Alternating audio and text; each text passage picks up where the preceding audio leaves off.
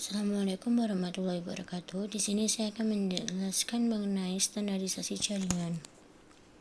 Sebelum itu, izinkan saya memperkenalkan diri. Perkenalkan, nama saya Devina Fisabera dengan NIM 2205120427 dari kelas DIA angkatan 22. Selanjutnya, pengertian standarisasi jaringan. Standarisasi jaringan merupakan sebuah aturan atau ketentuan yang diharuskan untuk dipatuhi oleh setiap brand.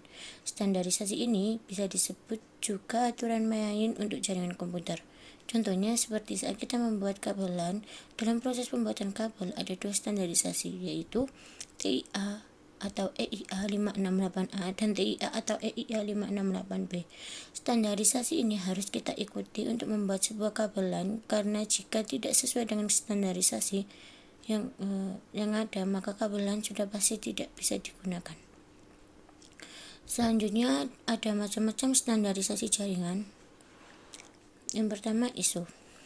ISO merupakan International Organization for Standardization, yaitu sebuah organisasi internasional yang bertugas untuk menetapkan standar atau ketentuan yang berada di bidang industrial dan komersial seluruh dunia. Yang kedua ada TIA. Telecommunication Industry Association merupakan organisasi yang bekerja sama dengan Electronical Industry Association. Mereka bekerja sama di bidang industri pengakabelan. Yang ketiga ada IEE atau Institute of Electrical and Electronics Engineers, merupakan organisasi internasional yang bertujuan mengembangkan teknologi untuk meningkatkan derajat kemanusiaan. Yang keempat ada ITU. International Telecommunication Union atau ITU merupakan organisasi yang bertujuan untuk mengatasi masalah telekomunikasi internasional. Dan yang terakhir ada IETF, Internet Engineering Task Force atau IETF, merupakan sebuah organisasi yang mempunyai wewenang untuk mengatur dan membuat protokol-protokol standar jaringan internet.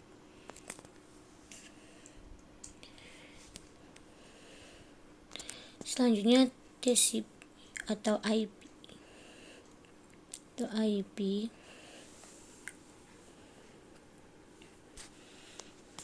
Transmission Control Protocol atau Internet Protocol. Pengertian: TCP atau IP adalah standar komunikasi data yang digunakan oleh komunitas internet dalam proses tukar-menukar data dari suatu komputer ke komputer lain di dalam jaringan internet. Protokol ini tidaklah dapat berdiri sendiri, karena memang protokol ini berupa kumpulan protokol atau protokol suite. Protokol ini juga merupakan protokol yang paling banyak digunakan saat ini. Data tersebut diimplementasikan dalam bentuk perangkat lunak atau software di sistem operasi. Istilah yang diberikan kepada perangkat lunak ini adalah TCP atau IP stack. Selanjutnya macam-macam layer TCP atau IP. Yang pertama, physical layer. Physical layer mendefinisikan karakteristik yang dibutuhkan hardware untuk membawa sinyal data transmisi. Hal-hal seperti level tegangan, nomor, dan lokasi pin interface didefinisikan pada layer ini. Yang kedua, network access layer. Protokol pada layar ini menyediakan media bagi sistem untuk mengirimkan data ke device lain yang terhubung secara langsung. Dalam literatur yang digunakan dalam tulisan ini, network access layer merupakan gabungan antara network data link physical layer. Fungsi network access layer dalam TCP/IP disembunyikan, dan protokol yang lebih umum dikenal IP, TCP, UDP, dan lain-lain digunakan sebagai protokol level yang lebih tinggi. Yang ketiga, internet layer. Di atas network access layer adalah internet layer. Internet protokol adalah jantung dari TCP/IP dan protokol paling penting dalam internet layer. IP menyediakan layanan pengiriman paket dasar pada jaringan tempat TCP or IP network dibangun. Yang keempat, ada transport layer. Dua protokol utama pada layer ini adalah Transmission Control Protocol dan User Datagram Protocol. TCP menyediakan layanan pengiriman data handle dengan end-to-end deteksi dan koreksi kesalahan. UDP menyediakan layanan pengiriman datagram tanpa koneksi dan low overhead. Kedua protokol ini mengirimkan data di antara application layer dan internet layer.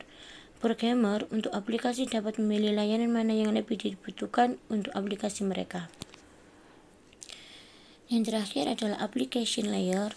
Pada sisi paling atas dari arsitektur protokol TCP/IP adalah application layer. Layer ini termasuk seluruh proses yang menggunakan transport layer untuk mengirimkan data. Banyak sekali application protokol yang digunakan saat ini. Beberapa di antaranya adalah Telnet, FTP, SMTP, DNS, RIP, OSPF, NFS, HTTP. Selanjutnya, OSI atau Open System Interconnection. Pengertian dari OSI adalah model Open System Interconnection diciptakan oleh International Organization for Standardization yang menyediakan kerangka logika terstruktur bagaimana proses komunikasi data berinteraksi melalui jaringan. Selanjutnya, macam-macam layar ISO. Yang pertama, physical layer. Physical layer untuk mendefinisikan media transmisi jaringan, sinkronisasi bit, arsitektur jaringan, topologi jaringan, dan pengabelan. Selain itu, level ini juga mendefinisikan bagaimana network interface card atau NIC dapat berinteraksi dengan media kabel atau radio. Data biner dikodekan dalam bentuk yang dapat ditransmisi melalui media jaringan, sebagai contoh kabel, transceiver, dan konektor yang berkaitan dengan layar fisikal. Peralatan seperti repeater hub dan network card berada pada layer ini.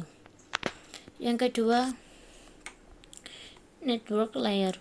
Network layer digunakan untuk mendefinisikan alamat-alamat IP dan menyediakan fungsi routing sehingga paket dapat dikirim keluar dari segmen network lokal ke suatu tujuan yang berada pada suatu network lain. Contoh protokol yang digunakan seperti IP. Selanjutnya ada session layer. Session layer digunakan untuk mendefinisikan bagaimana koneksi dapat dimulai, dipelihara, atau diakhiri. Beberapa protokol pada layer ini, NetBIOS, suatu session interface dan protokol dikembangkan oleh IBM yang menyediakan layanan ke layer presentation dan layer application. Selanjutnya ada data link layer. Data link layer digunakan untuk menentukan bit-bit data di kelompok menjadi format yang disebut sebagai frame. Selain itu, pada level ini terjadi koreksi kesalahan flow control, pengalamatan perangkat keras, dan menentukan bagaimana perangkat-perangkat jaringan seperti hub, bridge, repeat, dan switch layer 2 beroperasi. Selanjutnya ada transport layer. Transport layer digunakan untuk memecah data ke dalam paket-paket data serta memberikan nomor urut ke paket-paket tersebut, sehingga dapat disusun kembali pada sisi tujuan setelah diterima. Selanjutnya ada presentation layer. Presentation layer digunakan untuk mentranslasikan data yang hendak ditransmisikan oleh aplikasi ke dalam format yang dapat ditransmisikan melalui jaringan. Protokol yang berada dalam level ini adalah perangkat lunak redirector atau redirector software seperti layanan workstation dalam Windows NT dan juga network shell semacam virtual network computing atau remote desktop protocol. Dan terakhir, application layer. Aplikasi layer sebagai antarmuka dengan aplikasi dengan fungsionalitas jaringan, mengatur bagaimana aplikasi dapat mengakses jaringan dan kemudian membuat pesan-pesan kesalahan. Protokol yang berada dalam lapisan ini adalah HTTP, FTP, SMTP, dan NFS.